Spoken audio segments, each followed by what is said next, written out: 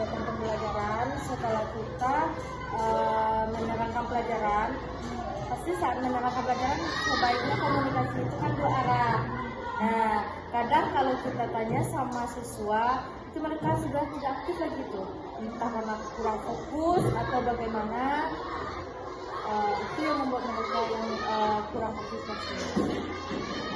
Lalu selanjutnya, metode atau strategi pembelajaran apa yang paling sering digunakan dalam mengajar pendidikan Pancasila, metode pembelajarannya kadang kalau metodenya kadang ceramah, tanya jawab. Soalnya kalau untuk kelas 3 kita masih perlu memberikan menyampaikan materi dengan metode ceramah. Kemudian ada juga kadang games dengan game. Apalagi ya metodenya, tanya jawab, diskusi. Lalu, apakah pembelajaran yang dilakukan lebih banyak berpusat pada guru atau siswa? Nah, kalau dalam kelas saat ini untuk kelas 3 itu mungkin lebih banyak ke teacher center ya, masih banyak berpusat ke guru. Cuma tetap saja kami selalu berusaha untuk saat pembelajaran itu berusaha untuk melibatkan mereka gitu. Mungkin dengan kalau kita kasih dengan metode games itu kan sudah membantu mereka untuk belajar gitu, untuk terlibat. Lalu, sejauh mana siswa dilibatkan untuk bertanya, menjawab pertanyaan, dan menyampaikan pendapat saat proses pembelajaran? Sejauh mana siswa dilibatkan untuk bertanya, menjawab pertanyaan, dan menyampaikan pendapat saat proses pembelajaran? Oh gitu. Biasanya itu kalau kita mau memulai pembelajaran, misalkan kalau kita tampilkan gambar, itu pasti yang ditanya dulu pendapat mereka. Silahkan berikan pendapat mereka tentang gambar tersebut. Nanti akan bervariasi itu mereka menjawab. Kemudian pertanyaannya mungkin kalau untuk pertanyaan nanti setelah kegiatan pembelajaran berlangsung, nah mungkin di sana kita mulai kasih beberapa pertanyaan gitu. Kadang ada juga kita memberi pertanyaan pemantik di awal-awal juga ada gitu. Lalu, apakah ibu pernah menerapkan model pembelajaran kooperatif? Pernah kalau disebut pernah menerapkan pernah. Cuma mungkin tidak sama pembelajaran yang kooperatif. Lalu, bagaimana pelaksanaan kerja kelompok siswa selama ini?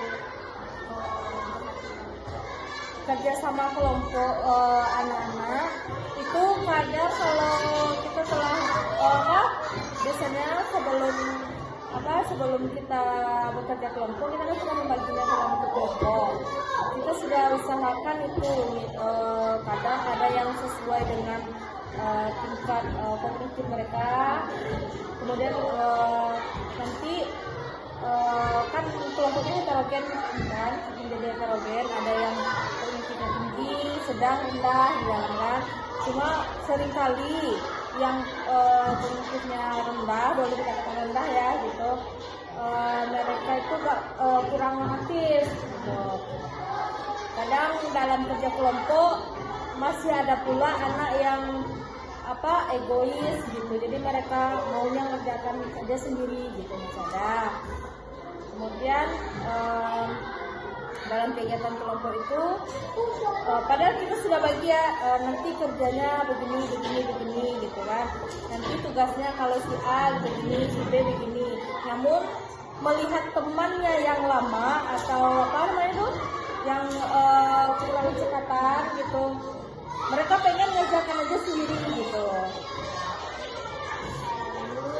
Menurut Ibu, apakah variasi strategi pembelajaran yang digunakan sudah cukup menarik untuk siswa? Kalau cukup menarik, mungkin kalau dikatakan cukup menarik, mungkin sudah cukup menarik. Tapi mungkin masih bisa ya kita cari strategi lainnya agar mereka benar-benar bisa fokus, bisa benar-benar fokus dan juga lebih aktif gitu. Lalu bagaimana pendapat Ibu tentang penyerapan model nomor 1 Geber ini untuk meningkatkan keaktifan belajar siswa?